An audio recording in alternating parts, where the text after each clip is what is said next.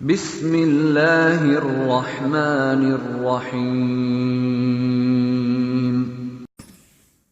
ترمذی شریف کی روایت ہے، حضرت ابو ہریرہ رضی اللہ تعالیٰ عنہ فرماتے ہیں رسول اللہ صلی اللہ علیہ وسلم نے فرمایا، اذا خطب الیکم من ترضون دینہ وخلقہ فزوجوہ والا تفعلوہ تکن فتنۃ فی الارض وفساد عریض۔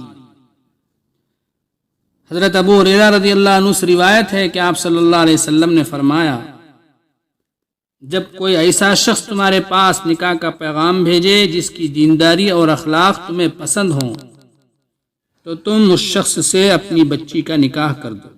اگر تم نے ایسا نہ کیا تو زمین پر بڑا فتنہ ہوگا اور لمبا چوڑا فساد ہوگا۔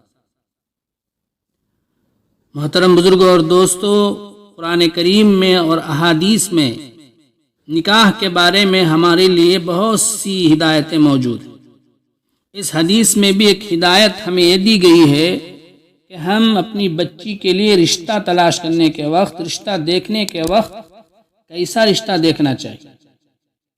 چنانچہ حدیث کا مطلب یہ ہے کہ جب تمہاری بچی کے لیے، تمہاری بہن کے لیے کوئی ایسا شخص رشتہ بھیجے جو دیندار ہو، نماز کا پابند ہو، شریعت کا پابند ہو، تو تم اپنی بچی کا، اپنی بہن کا نکاح اس دیندار سے کرا دو۔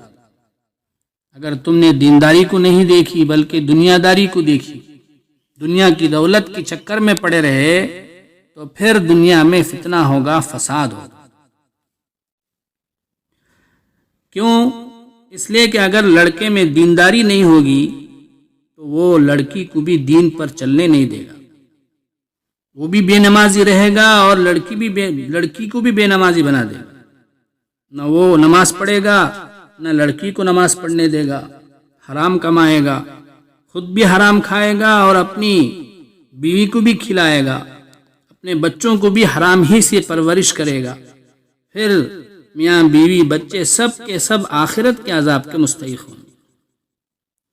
اگر ہم نے دیندار کو لڑکی نہ دی، کوٹھی بنگلے والے کو دیکھا، مال و دولت کو ہم نے پسند کیا تو دنیا تو آرام سے گزر جائے گی مگر ہماری بچی کی آخرت برباد ہوگی۔ جب ہم جانتے ہیں کہ فلاں گھر میں جا کر بچی فرضوں کو چھوڑ دے گی، نماز روزہ چھوڑ دے گی، حرام حلال کی فکر نہیں رہے گی، تو پھر جان بوجھ کر ہم اپنی بچی کا نکاح اس گھر میں کرائیں تو ہم سے زیادہ بیوقوف کوئی نہیں ہوگا۔ آج کل بہت سے لوگ کہتے ہیں کہ ہم کیا کریں، ہماری بچیوں کو دیندار بچہ ہی پسند نہیں ہوتا۔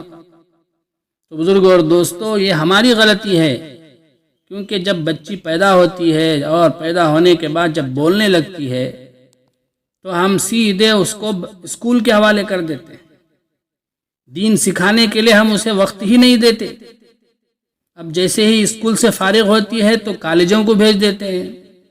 اب کالجوں میں مخلوط تعلیم ہوتی ہے، لڑکے لڑکیاں ایک ساتھ مل کر بیٹھتی ہیں، غلط تعلقات پیدا ہوتے ہیں۔ اب لڑکی جو ہے نامحرم لڑکوں کے ساتھ پارکوں میں پھرتی ہے، سنیما ہالوں کو جاتی آتی رہتی ہے، اب فلموں کی شوقین ہو جاتی ہے، جس کی وجہ سے اس کا ذوق اور اس کا شوق بدل جاتا ہے۔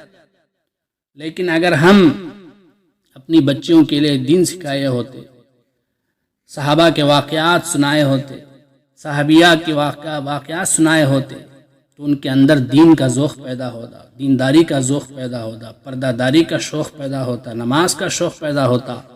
پھر اگر ہم بچیوں کے لیے دیندار لڑکا تلاش کریں تو وہ دیندار لڑکے کو پسند کرے گی، مگر ہم وہیں چوک جاتے ہیں جس کی وجہ سے بچیاں کو بڑی ہونے کے بعد دینداروں کو پسند نہیں کرتی۔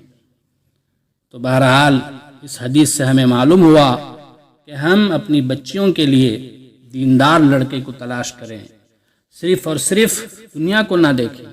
ہاں، دینداری کے ساتھ ساتھ اگر اس کے اندر دنیا داری بھی ہے، دولت بھی اس کے پاس ہے تو بہت اچھی بات ہے، لیکن دینداری کو پیچھے چھوڑ دینا، صرف دنیا داری کو دیکھنا، یہ عقل مند کی بات نہیں ہے بلکہ اپنی بچیوں کو برباد کرنا ہے۔